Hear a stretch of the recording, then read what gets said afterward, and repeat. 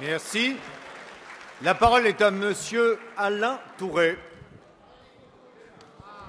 Monsieur le Président, Monsieur le Premier ministre, le 70e anniversaire du débarquement en Normandie, le D-Day, a été une exceptionnelle réussite le 6 juin dernier.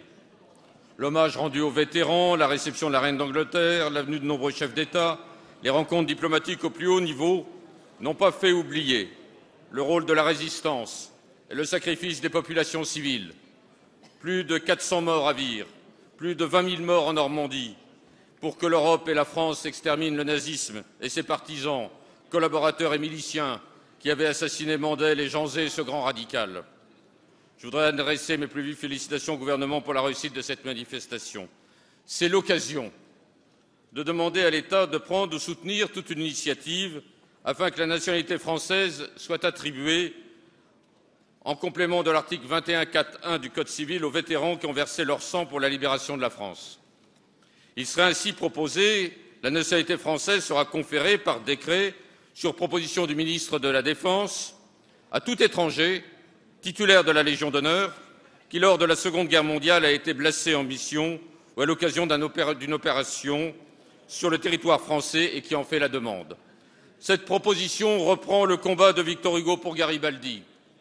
Cette proposition complète plus récemment la loi de 1999 en faveur des légionnaires blessés pour la France. Cette proposition reprend également celle que M. Zapatero a faite en Espagne pour les descendants des Républicains. Monsieur le ministre, êtes-vous prêt à soutenir cette initiative parlementaire en faveur des vétérans les plus illustres qui nous ont, par le sang versé, permis de vivre en France et permis de soutenir la liberté? Merci, Monsieur Touré. La parole est à Monsieur Kader Arif, secrétaire d'État chargé des anciens combattants et de la mémoire.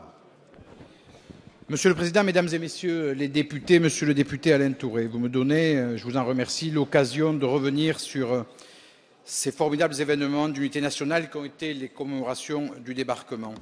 Je veux ici remercier, comme j'ai déjà eu l'occasion de le faire, la représentation nationale et l'ensemble des citoyens qui ont permis la réussite de cette belle journée et qui fut un formidable succès pour notre pays.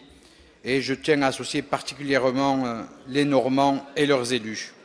Moment de cohésion nationale, moment de reconnaissance, moment de fraternité, une reconnaissance à l'égard de nos pays alliés, des vétérans présents pour cette cérémonie, une reconnaissance que j'ai pu témoigner, par exemple, par la remise des insignes de la Légion d'honneur au nom du Président de la République à plus de 50 d'entre eux.